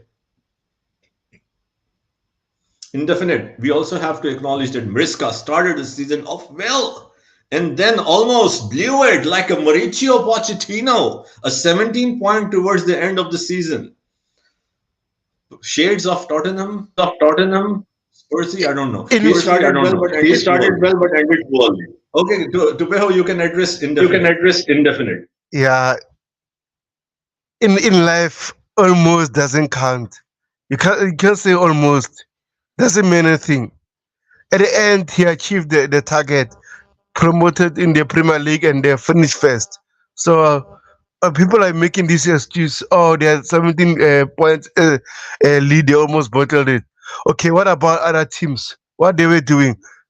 They were performing right. They were consistent. But from the start of the season, Leicester City was only a consistent club. So I won't take this almost. Come on, I think sometimes we need to chill about this. It almost doesn't count, my friend, indefinitely. But Okay, I won't comment. take it easy. Maybe getting a bit. Your, I know, I understand, but let people express is okay. But yeah, sure. You also can feel free to express your opinion. Uh, yeah. So Dante says, Captain Reece James doesn't get to choose where to play cause his fitness. Yeah, he either performs and stays fit or he needs to be moved on. One last chance. Dante has called for it. One last chance. Indefinite says, I feel like Mariska CV relies heavily on his time with Pep. I mean, with Parma, they finished 16 and he brought up Leicester City, who were already the odds-on favorite to come up. Okay. JC's guys, news for you all. If you all have preferred 11 are taking part in 5 competitions next year, you guys have a wrong team. Football is a team sport. JC. Siaka, I also want Chelsea to play as a unit. Uh, Young Mick, I believe a new subscriber, right? Uh, or the someone new in the audience. So please subscribe and like if you haven't. It would go a long way to help the coolest Chels podcast, where we try our best to be cool, but at the same time we do give our opinions openly. Please, Chelsea shouldn't get rid of Chilwell. Is way better than Kukurea. We need a striker who got a good pace and finishing like Lautaro Martinez. Wow, a great debut comment on Coolest Chills. Lautaro Martinez is just complete striker like Aguero. Okay, Young Mick in the house. So, Mr. T, okay, there are more comments. I still don't know why we don't have a vision for a good striker.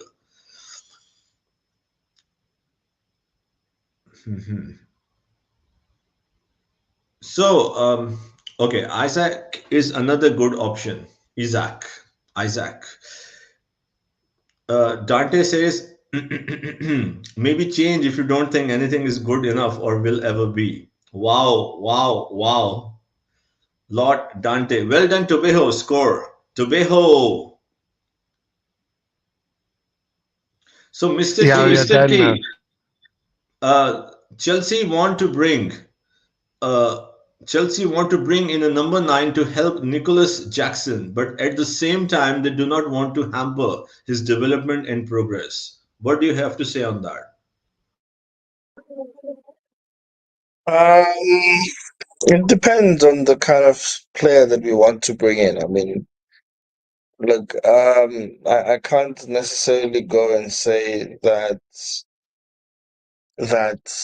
Nicholas Jackson needs all the help he can get. Maybe he needs the help so that we can get another goal scorer in. But we can't be too harsh on him either because he had a decent season. Yes, for sure, he could have had 30 goals easily last season if he was clinical. But the way that he provides he provides the team with so much.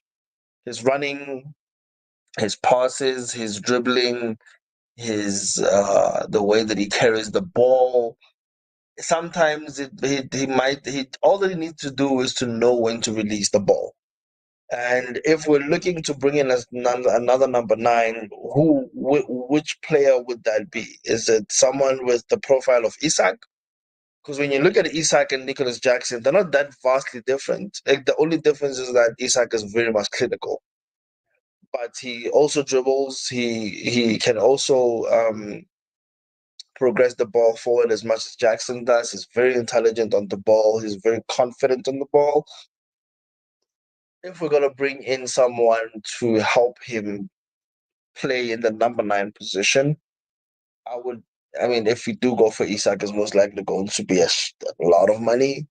Because he's had a fantastic season, and Newcastle probably will not want to let him go for anything less than 60 mil, and that's a lot of money. And also, if obviously he's going to move into another elite club, well, I can't call Chelsea an elite club anymore, but it is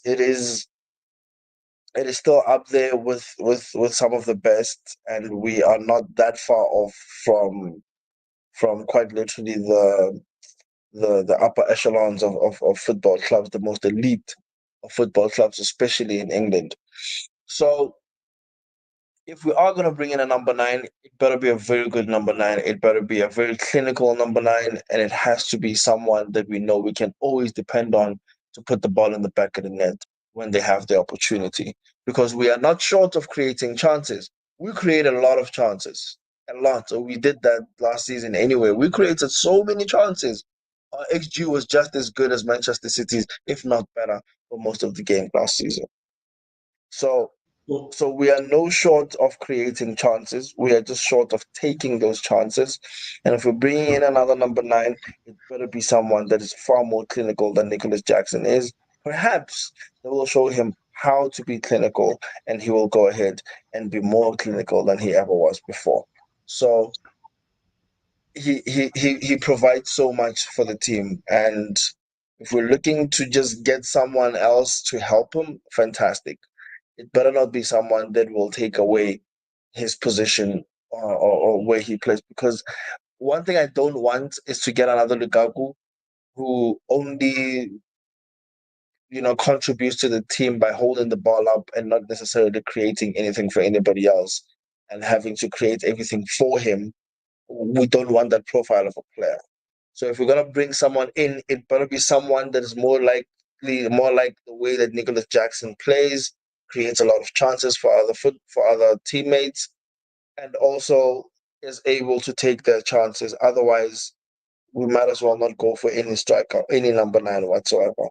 We have a very bad record of number 9s, if I'm gonna be honest. And if I'm gonna to be fair with you, I'm completely tired of having number 9s that are not even able to live up to their potential. I'm tired of it. You better bring someone in that will definitely score, and you better score on game week 1. That man must score 100%. And a warm welcome to Indefinite. You had a lot to say on the indefinite. comments. Indefinite Big welcome, up, sir. boys. Big Welcome. up, I know boys. you Big have up a to very busy Beho. schedule. It's great to have you. The 4 Yeah. horsemen, the second horseman on the panel, sir. I got extra boost, extra energy right now. I'm being criticized also on the panel, on the chat for speaking the truth. Why am I being shut for speaking the truth? Indefinite, go ahead. They want everything to be all I think rosy and sunshine and roses and I think a part of kumbaya. it, No, it, yeah, exactly what you said. I mean, there's an aspect of it defines at least to me it defies logic to kind of have the expectation that we're supposed to get top 4, considering the reinforcements that we're giving Maresca and considering Maresca's experience. I know that he was Pep's assistant, and I'll give some credence to that.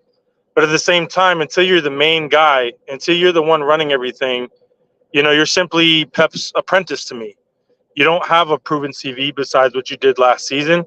And, people talk about, oh, well, nothing's guaranteed in football. There is an aspect where, certain teams are going to be favored in certain situations. We can't deny that either. It's like, in any league, we all know where the likes of a Real Madrid, Bayern, et cetera, kind of stand within their own leagues, because they're smaller leagues where there's only really 2 or 3 teams competing in them. And so you could probably put the odds on, say, a specific team to get top 4 in Champions League football, if that makes sense.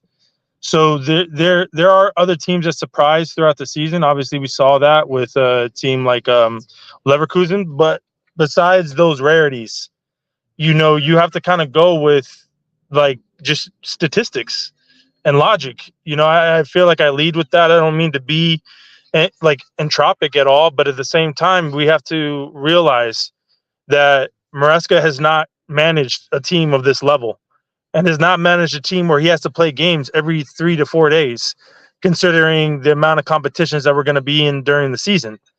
So to have the expectation that all of a sudden he's going to be top 4 and just because he's Pep's understudy is unrealistic, considering what he's already done. And on top of that, there's also an element where we're not exactly getting necessarily what he needs either. I mean, I still believe we need a striker with the track record that is clinical and can score goals, game in and game out, because despite everybody thinking we'll be fine playing from the back, I don't know a great center back pairing from last season. If we were to compare, this coming season with last season, I mean, I don't know who I can rely on. Fofana's coming off a huge knee injury, so we don't know how he's really going to perform. He looks pretty solid, but there's no guarantee. Badiashile hasn't been the same since he's come back. We have Disasi, who's, positionally inept. We have Chalobah, who they're willing to sell, but is probably our most experienced player, but he's going to be moved on for pure profit. And then we just brought in Tosin, who was a second string center back at Fulham for the majority of the season because he didn't want to resign. And even before that, he wasn't the odds-on starter, if that makes sense. So there's a component of it where, we have to be realistic with our expectations. My expectations aren't as high as everybody else's because I don't think we might have a small manager bounce. Don't get me wrong. There could be an element of that. And these players are going to be fighting for their careers and their place in the starting 11. But we're also, kind of buying a lot of players right now. There's not enough outgoings for me. So if we have a bloated squad and he's supposed to, impart his tactics with the bloated squad and multiple sessions for, multiple training sessions for the amount of players that we have. We saw how that worked out for Graham Potter. I mean, I'm not a scientist, but, history repeats itself in a sense.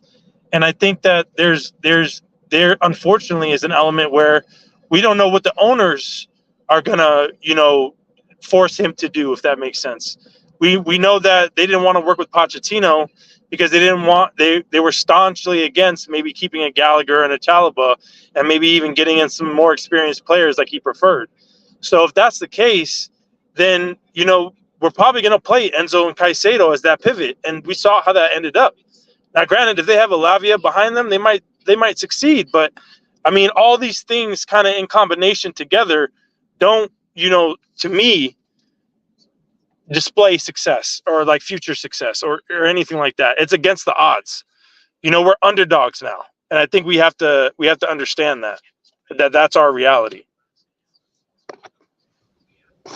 Yeah, just real quick, my friend, big up. I hope you're good. Just to add what you're saying, right? I know most of our fans are thinking that Enzo Maresca is a yes man, but from what I've been reading and listening to certain journalists and their fans, first of all, Enzo Maresca is not a yes man. If he sees something wrong in the Chelsea community, the owners and their directors, he will say it publicly. So I'm happy about it. That is not a yes man. But at the same time, go ahead. Hold on. Before you continue that, we saw what Poch did towards the end of the season. He started to become vocal in a way that he never really was throughout the season, right? And I'm not saying it did or did not cost his job, but I would wager that had an impact on it, if that makes sense. Publicly coming out against the owner's plan and saying, I need more experience. I need these players. I need this. We have all these injuries. And it's like, for you to publicly come out and say something against the ownership never has served well. It's the same thing with Tuchel. It's the same thing they did to me with Tuchel. So if Maresca does that, I don't see a long career at Chelsea.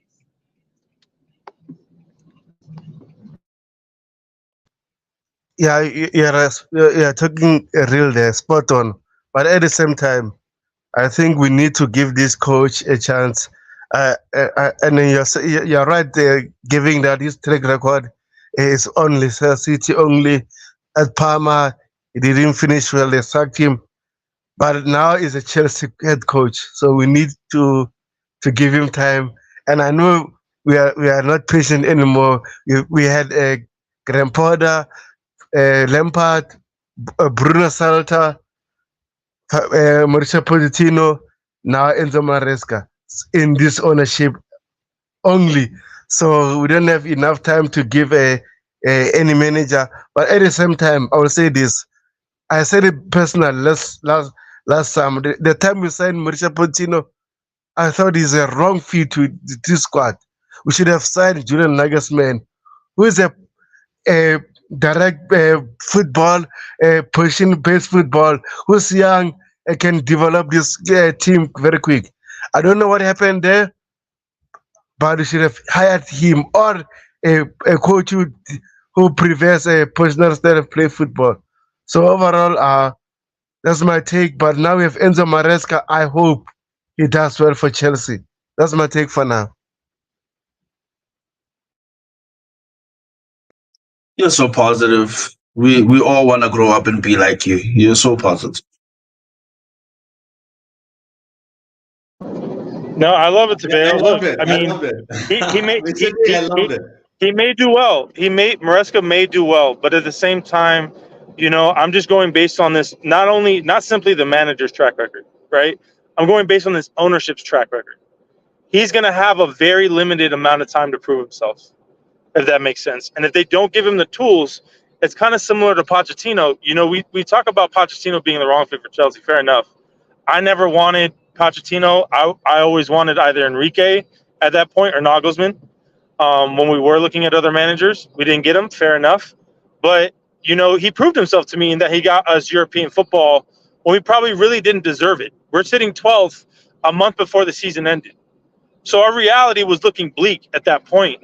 And we went on a little bit of a run and we got European football. Fair enough. I feel like he did what he could have. We could have gotten Europa League if it weren't for Man United winning that match against Man City, that FA Cup. So, I felt like he did a really good job towards the end and everything started to click. And then we just ripped everything up and started anew with a different manager and a different plan. That's not going to work every 10 to 12 months, if that makes sense. And so he really needs, to come out of the gates fast. He has to succeed immediately. And I just don't think that they're giving him what he needs. He needs a clinical striker in his system. He needs a clinical striker and a clinical midfielder, considering that he wants to overload the midfield with inverted right and left backs, right? So inverted fullbacks coming in from either side, depending on the formation. So if we give him what he needs, I feel like by all means he can succeed. But this is, to me, I'm not going to be critical of Maresca, regardless of what happens. The next people that I'm critical of are going to be both the sporting directors and who are in charge of the sporting directors, the owners. I mean, and that's who we really should be looking at. To me, the spotlight is on them, right? It's like everything is gonna. We're analyzing things on a microscopic level at this point, but it's because of all of the failings from this past, 5 managers or whoever they want to do impart. I would say 3 full-time managers. How about that? They just have gotten it wrong, and they haven't helped them at all by coming in the dressing room, by trying to act as an interim sporting director, by gutting out our medical team when we didn't have direct replacements. There's certain things that this ownership has not done correctly that have cost us, unfortunately. And they're still costing us to this day. We try to act like it's all Roman Abramovich and the old regime, and that's the PR they like to spin. But in reality, Todd Bowley spent $350 million in his first window, and he didn't know what the hell he was doing as interim sporting director. He's the one who put Sterling on $325,000 a week. Bought players, injury-prone players like Fofana. You see what I'm saying? Koulibaly, et cetera, that never really panned out or worked out. So there is something to be said about them getting their processes correct from here on out. They cannot fail. This cannot fail for the next season. If it fails another season, I really believe Chelsea supporters are going to start turning, and that's just my personal take. But also during that first season, we can all agree that in terms of likes of Sterling, Fofana, Koulibaly, Aubameyang was signed by likes of Thomas Tuchel. Tuchel was the head coach. They asked him which players he wanted, and they signed those players for him. I don't think they signed Aubameyang for Tuchel. They used Tuchel's name to get Aubameyang because they fired him 2 days later. Yeah, I agree with you, but at the same time, the reason why they fired him, they didn't have a good relationship, and you saw that during the preseason tour that we had in America. And also, funny thing, the reports came out that they asked who's got Cesar Aspilicueta. What is Chelsea players thought about Thomas Tuchel treatment? Remember the game we lost against Arsenal? I won't forget that game during the preseason. I think it was 4-0 or 5-0. He threw the players under the bus, and most of the players didn't like it. What happened? They ran to the owners and stuff, and then he was sacked. So overall, I don't want to talk about Thomas Tuchel. I think we should respect that guy. He won us most important trophies at Chelsea. We need to respect him, and I hope he get a new, good fit team for him in the near future. So let's continue indefinitely. No, yeah, no. I hope we are somehow reinforcing our medical team. That will be key to a successful season this coming season, as we need all our players fit. But I'm almost wondering if they're not bloating the squad because they're worried about our medical team. Like I'm like, the thing is too is I think they want to have reinforcements in every position just in case other players get hurt based on this previous season where, I think Mauricio Pochettino was a little short-sighted in thinking he could just have a 24-man squad and then he could fit players in. And we saw how that didn't work. We were basically relying on the majority of the season up to like say 11 to 14 players the entire season, and they would get hurt because they were overplayed because the other players would get crazy injuries. So a lot of players are going to have to prove themselves this season to either be fit or they're going to be gone. And that applies to Reece James, Fofana, Nkunku, Lavia, a lot of the integral players that could be the difference for us in terms of Champions League places, in terms of winning the Club World Cup, the Conference League, etc. They're going to be key figures, and we need them healthy. And if they can't keep their fitness up, I just don't see where they have a place at Chelsea any longer. Yeah, So well said, after bro. After 1 hour, Jerry, 1 hour, okay. 48 minutes. 1 hour, 48 minutes, and 33 seconds of trying to make sense of the nonsensical, we move to wind up the show with the most exciting, along with Copa America, it's subjective, football, Euros, the final eight are here. They are here. Mr. T, which team has impressed you so far? What do you think of England ability somehow to be active, stay, and be in the tournament, in the quarterfinal? Spain is going to take on Germany, one of the most heavyweight clash of the quarterfinal, along with France and Portugal. Please go ahead, give your opinion, analysis of what you have observed so far, and which team you think is going to go all the way and win Euros 2024, 11 days from now, 14th of July, as we speak. So go ahead. Firstly, you asked me about England. England has been very lucky. They were very lucky. They do not deserve to be as lucky as they were. They were incredibly lucky. I'm not gonna lie. The fact that who's this um Bellingham scored an overhead goal in the 95th minute. They should have lost it, to be honest with you. They should have come back. They should have gone home. It's not. Then they're very underwhelming. If anything, out of the entire last eight, they're the most underwhelming team I've seen play, and I don't like them. I don't like the way they play. I don't like the way that they're coached. I don't like anything about them. I don't like it. They're just not playing as well as everybody thought that they would. And fair enough, they need to be kicked out. They need to go home. However, my most impressed, I was most impressed by Spain. I'm not gonna lie to you. The young boys in the front there, except for Morata, who's now I'm not gonna call him a legend, but I'll call him a fossil in that team because he's pretty old, right? He's oldish now. He captained a few games. I'm not sure if he captained the last game. I wasn't necessarily paying attention that much to the captaincy, but I've been very impressed with Spain, and I never really knew that they would play as well as they did. They have been playing absolutely fantastically. The one team that I would say I was a bit disappointed by, even though they have been playing relatively okay, they could have been played better, is France. I don't know. France has not been that impressive for me. They've been probably the least impressive after England for me in this competition. I don't really much think. I don't think much about Netherlands. I don't think they're gonna make it to the finals. Portugal have shown some glimpses of some positive play. They've shown that they're capable of going all the way through to the finals. Germany, I mean, Germany is fantastic. The way that they've been playing is just absolutely amazing. I love the way Germany was playing. I really like it. They've really asserted themselves. They are playing like they're the actual host, and they are. They're just really playing some really great football. I'm not gonna lie, but obviously the one team that has impressed me the most has been Spain. I'm absolutely loving the way that Spain plays. The way Yamal is playing, Lamal, the way Nico, my goodness, wow, that boy. I did not know that boy was as good as he was playing. He is absolutely fantastic. I really love that boy.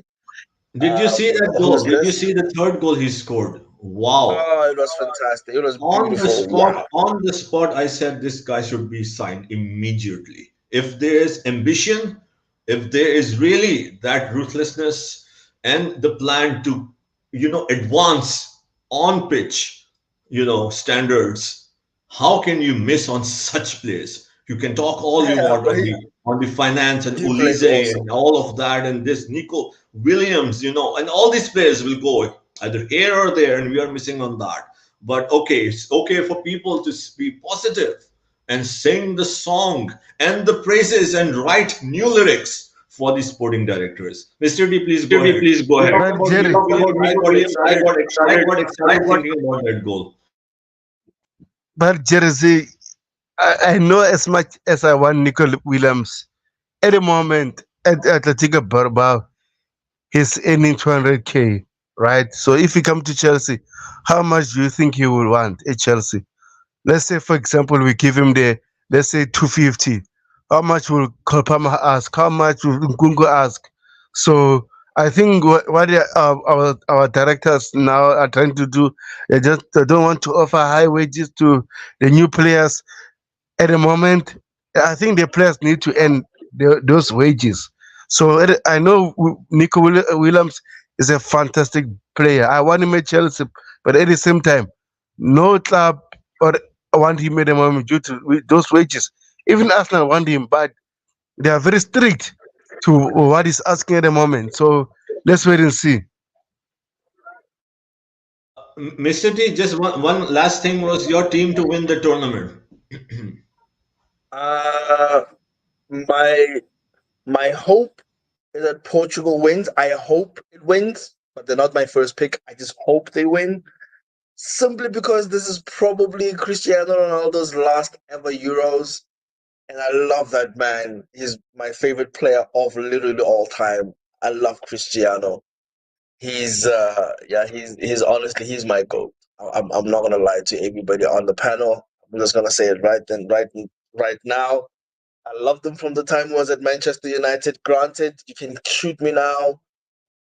Um, I just could not believe how great of a footballer he was, even when he was at Man United. It was very hard to not like him, but he's great. He's my GOAT. He's my favorite. I would love for Portugal to win. I don't know if they have it in them. But I would pick between Germany or Spain. At the moment, I would pick between those two to win the tournament. Germany, because obviously they're the host nation, they have got the home ground advantage. They're just playing amazingly well, and maybe their own. Maybe I wouldn't like for them to win because I'm hating on Havertz, but that's just me. But yeah, either Germany or Spain, I'm looking at them to win, honestly. I don't see France or anybody else winning this competition. I see either Germany or Spain. Final, actually, Germany, Spain. Great, great. Indefinite, sir, please go ahead. Give your analysis so far, and the final eight is here, right? You Yeah. heard Mr. T. What's your observation so far of on this tournament? Which team impressed you, and what are you expecting in the quarterfinals moving ahead? Spain, obviously. I'm gonna say the winner of the Euros is gonna be between Spain and Germany. Whoever wins that match will win the Euros. The underwhelming performers are obviously, as was mentioned, England and France. I'm not really convinced by either of them. France has really not even been clinical. They've just been getting a lot of own goals. Granted, they've been in positions where defenders have made mistakes, and so I guess you can concede that. But England has Southgate. Southgate's tactics are too conservative for the team that he has, and they don't know one. I mean, they showed some grit, say in the last match, coming back at the last minute, but that to me felt like pure luck and desperation. And so I don't think they're going to go very far in the competition. France, I expected more from France. I expected dominance from the likes of Mbappe, etc. Considering he's supposed to be the preeminent talent in the world, and I'm just not seeing it yet. And so maybe if they get things together, they do still have the one and only N'Golo Kante. And as we know, 70% of the earth is covered by water, and the rest is N'Golo Kante. So they may be able to get to that final. Actually, we're being realistic from the teams listed, and I could see like a Spain France final or a Spain Germany final, or a Spain France. So it'd be the Spain France or Germany France, something like that. I could see Yeah, being very actually, realistic. sir, just to, I mean, apologize to interfere because Spain, France, Germany, Portugal, they are on one side. So they will, I mean, the winner of Germany, Spain will clash against the winner of France, Portugal in the semi-final. So this side is so Also, they're on the competitive. same The side of other the. one, for England, is an easier route. Although they are struggling, they will face Switzerland in the quarterfinal and then will face the winner of Netherlands, Turkey. So this pot, Yeah, but this side, Switzerland is also looking good too. I mean, I don't see. correct. I honestly could see England losing to Switzerland, which is crazy to say, but it's. I mean, from their last performance, they look dominant. You know what I mean? They look like they're here to compete, and I don't believe in the English. So I guess if that is the case, and I misspoke, talking about the obviously the quarterfinals. Then if Spain meets France, then obviously, like I said, whoever wins from Spain and Germany is going to win it all. Because I believe they'll be toughened enough to deal with anyone that comes after that, whether it be France, and or Portugal. And so, yeah, no, I'm still going to stick with either one of those two winning the Euros. And England does have, I guess, the easiest route if you're putting it in that context. But do I think they'll take advantage of it? No, I think they're going to be too conservative and not dominant enough. And they're liable to leak goals, on occasion. And we've seen it with like the likes of Slovakia taking them all the way to the 95th, 96th minute until Jude Bellingham has to pull a last ditch bicycle kick for them to stay in the competition. And there's been multiple moments like that thus far. I don't think anybody can say that England thus far has been convincing at all. Tobeho, But sir, yeah, sir, okay. Funny thing please, about please give this, your Please give analysis your analysis on this okay, Super 8, the final 8. okay. Thank you, Jersey. Funny thing about this tournament, right? Those underperforming teams uh, normally wins the tournament. If you look, for example, the Euro that Portugal won, Portugal that time was underperforming, right? So I'm not gonna rule any team out at the moment because all of them they might not deserve to be there, but they are there. So in terms of my favorites to win, for me I would like Spain to win because of one player, Marc Cucurella, the standout player for me, one of the best players in this tournament. So I'm a Chelsea fan. I'm gonna be selfish. So I would like Spain to win the tournament due to Marc Cucurella, and I want him to play the final if they will make it to the final, win the tournament, just uh, for the haters to hate him more because he's been doing well this season at Chelsea. Now in the Euros, we're seeing his potential that he can do as a player. So overall, I want Spain to win. But at the same time, I agree with him definitely. This tournament for me is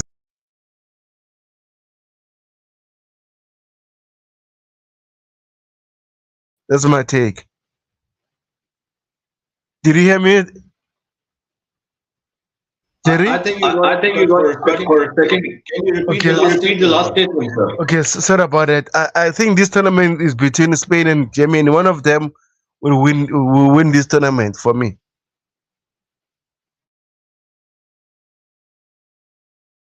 Excellent, amazing. And player of the tournament so far. Man, it's too hard for me. I will say this is Musiala, Tony Cruz, yeah, N'Golo Kante.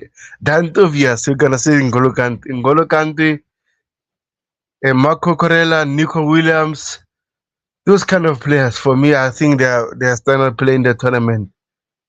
That No, that's that's my Yesterday, if there is an award show and Togo has to decide, a lot of players will get the player of the tournament award, right? No, I get it. I get it.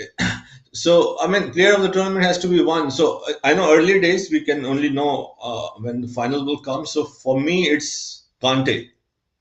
N'Golo Kante having the tournament he had in the as good as the tournament he had with France in 2018 when he won the World Cup. I mean, it's still it's kind of surprising to see him like again rejuvenate himself and produce the performance when he did at his peak. I mean, I'm enjoying every second of France. I know France is playing is so far it has been underwhelming, but Kante has stood out. Kante has played so well, all his interception runs and everything. It's another level, right? So Kante for me so far. And as far as this tournament goes, I would still think France is the team to beat. I know you guys might be surprised. But yes, they have not played the best, but in the last 10 years, I think they are the best team in the world. In the last 10 years up till now. Argentina. And yeah, they Argentina is the World Cup champion right now, indefinite Argentina, and yeah, deservedly so. Up until Kylian Mbappe turned that game, but yeah, they deserve to win. They were dominating the game up till 70 some minute. So and they had a great tournament as well. Nothing to take away from Argentina. So indefinite. So I think France is very good defensively. What we are missing is that they have been really amazing. If you see against Belgium, Netherlands, Austria, they have been one or two errors, but they have been very compact, super good defensively. Everyone knows their role. What they are lacking is in the final third. And I know it's a very important point, but still they have Mbappe, who is playing well. Perhaps you won't expect a player like Mbappe to miss out for a lot of games. He had a good game also against Belgium, but he missed a lot of chances, which were not the easiest chances, but for a player like him, he would take those 9 out of 10 times. So I would say watch out for France, still a team that can get together, bring everything together. They do have a very balanced squad and a players who have done that, you know. And yeah, so France, I would still say the favorites, and Germany, Spain winner would probably join them as the second favorite. Dante says, who was saying that South American teams are not competitive? I think Kylian Mbappe. And who did he lose to again? He lost to Argentina. Yeah, to a South American team. So Lord Tobejo, uh, Mbappe said the South American teams, what Dante has, you're well aware of that because they play, what I can recall on top of my head, his long statement, they play among each other and it's not so competitive. And when it comes to World Cups, they would struggle, keeping up against the European teams. So would you agree to that? No, I don't agree to that. If Mbappe is watching Copa America at the moment, he will see strong teams fighting each other. For example, I was watching Colombia versus Brazil. I think midnight, 2 a.m. UK time. What a fantastic match! They were competitive throughout the 90 minutes. That shows both teams needed to win that game. But unfortunately, Brazil, I think Brazil, it went 1-1. So, in terms of Mbappe ruling out South American teams that are not good enough, funny thing, Argentina won the World Cup. As much as people say, oh, the World Cup was rigged due to Messi and stuff. At the end of the day, Messi was not the referee. So that's my take on that. But I think South American countries are more competitive. Look at Uruguay now; they are very strong. So I think Mbappe need to watch his mouth. Never get excited, young man. So, yeah. So, Tubeho, I have one appointment. So, please, you go ahead and continue the show. I would have loved to stay. I added the last tweet, and you guys can discuss that and maybe something else if you would like. So, thank you everyone for tuning in. Dante, Final Boss, Coachella, Rich Money Makers, Siaka, Indefinite, of course, over here with Mr. T. I really enjoyed it. I was critical, and I will only speak the truth. If it is not good enough, it is not good enough. So yes, please go ahead, enjoy the show. Thank you, Tobio, for having me. I'll see you guys soon. Take care. Come on, you Blues. Big up, Jerry. Big up, everyone. Cheers, guys. Yeah, big up, guys. Indefinity, I appreciate it for you coming here, Tero, Jerry Z, everyone on the chat. It's been a pleasure, guys. I know you have more to address, but we planned this show for 2 hours, and then we need to do other things, personal things. But I really appreciate it. Everyone who subscribed, I really appreciate it. 8 more subscribers to 400 subscribers. Please, at the end of the day, please, I would like 8 more subscribers to the channel so that the community can grow. I really appreciate it. Indefinitely. Big up to Coachella, Siaka, Dante, JC, Rich Money Makers, everyone who had a chance to come to the show. Yeah, big I up to Bill. Big Thanks up, for having big me up. on. Thanks for having me on. Big up to you. Yeah, thank you guys. I think we'll do another show soon. I will let you know, guys, when I'm doing another show. But I'll keep you updated. Up the Charles, guys. Up the Chels.